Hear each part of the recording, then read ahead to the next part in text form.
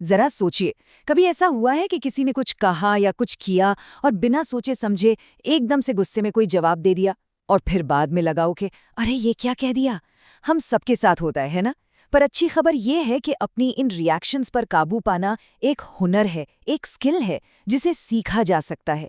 देखिए, इसका मतलब इमोशंस को दबाना बिल्कुल नहीं है, बल्कि ये उस एक्शन और रिएक्शन के बीच के छोटे से लेकिन बहुत ही पावरफुल पल को साधने के बारे में है। तो चलिए समझते हैं कि ये कैसे होता है।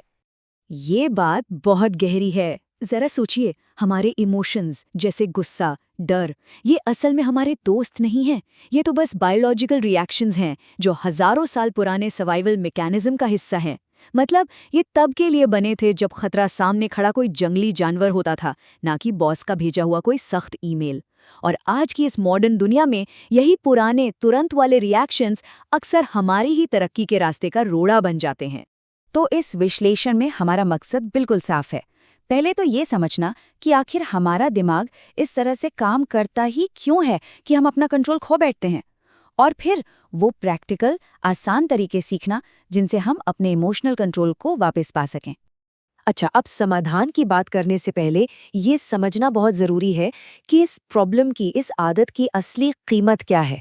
इमोशनल होकर फौरन रिएक्ट कर देना ये सिर्फ एक बुरी आदत नहीं है, इसके हमारी ज़िंदगी में बहुत असली और कई बार तो छिपे हुए नेगेटिव नतीजे होते हैं।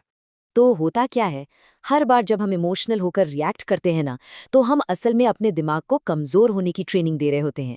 हर इमोशनल रिएक्शन हमारे दिमाग में, कह सकते हैं कि एक तरह का नाकामी का रास्ता और मजबूत करता है। इससे कॉर्टिसोल जैसे स्ट्रेस हार्मोन्स निकलते हैं जो हमारे सोचने समझने वाले दिमाग को, यानी कि हमारे लॉजिकल ब्रेन को कमज़ोर कर देते हैं, और फिर सही फैसले लेने की हमारी ताकत पर जैसे पर्दा पड़ जाता है। तो यहाँ एक बहुत ज़रूरी फ़र्क समझना होगा प्रतिक्रिया और अनुक्रिया में। एक तरफ है प्रतिक्रिया, मतलब बिना सोचे समझे जल्दबाजी में दिया गया जवाब जो रिश्ते खराब करता है, मौके गंवाता है और भरोसा तोड़ता है। और दूसरी तरफ है एक सोची समझी अनुक्रिया, यानी एक रिस्पॉन्स जो रिश्ते मजबूत बनाता है, सफलता की तरफ ले जाता है और एक अटूट आत्मविश्वास पैदा करता है। और सबसे बड़ी बात, ये चुनना हमेशा हमारे हाथ में होता है। तो सवाल वही है, हम ये कंट्रोल खोते क्यों हैं?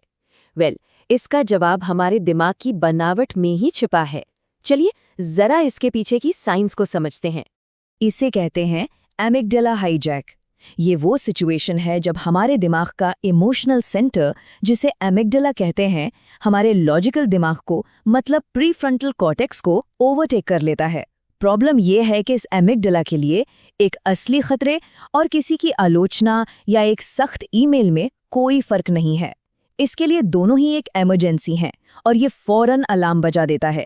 और अब एक चौंकाने वाली बात जो पूरी कहानी साफ कर देगी, हमारा इमोशनल ब्रेन सिर्फ 12 मिलीसेकंड में रिएक्ट कर देता है, जबकि हमारे लॉजिकल ब्रेन को सिचुएशन समझने में ही लगभग आधा सेकंड, मतलब 500 मिलीसेकंड लग जाते हैं। ये जो गैप है ना, ये बहुत बड़ा है, और इसी गैप की वजह से हम कुछ भी सोचने से बहुत पहले ही महसूस कर लेते हैं और रिएक्ट कर देते हैं। पर अच्छी खबर यह है कि इस पर काबू पाया जा सकता है। इमोशनल कंट्रोल एक सफ़र की तरह है, और इस सफ़र को हम 4 अलग-अलग लेवल्स में समझ सकते हैं।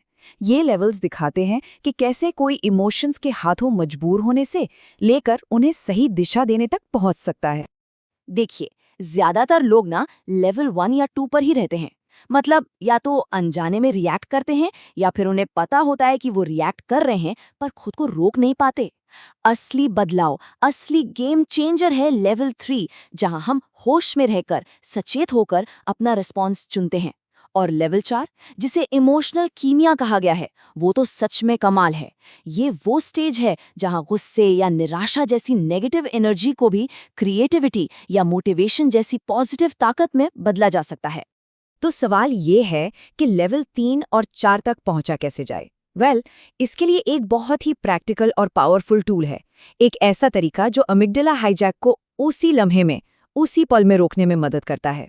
ये है STOP मेथड। बहुत सिंपल है। S मतलब स्टॉप, रुको। फिजिकली जो भी कर रहे हैं बस एक पल के लिए रुक जाएं। T मतलब टेक अ ब्रेथ, एक गहरी धीमी सांस लें। ये सीधा नर्वस सिस्टम को शांत करती है। O का मतलब ऑब्जर्व, यानी देखो।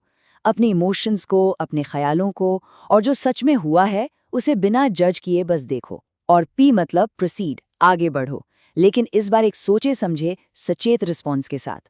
अब देखिए, STOP मेथड को प्रैक्टिस करने का फायदा तो तुरंत मिलता है, लेकिन असली जादू इसके लॉन्ग टर्म इफेक्ट में है। ये बिल्कुल कंपाउंड इंटरेस्ट की तरह काम करता है, जो समय के साथ कई गुना बढ़ता जाता है।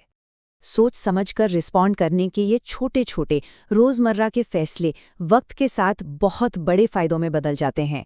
रिश्तों में भरोसा गहरा होता है, समाज में इज्जत और असर बढ़ता है, फैसले बेहतर होते हैं, और सबसे बड़ी बात, एक ऐसी अंदरूनी शांति मिलती है जो बाहर के हालात पर डिपेंड नहीं करती।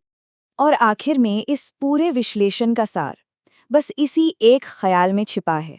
हमारी असली ताकत, हमारी असली पावर उस छोटे से गैप में है, उस पल में है जब हम जल्दबाजी में रिएक्ट करने के बजाय ये फैसला करते हैं कि हमें रिस्पॉन्ड कैसे करना है।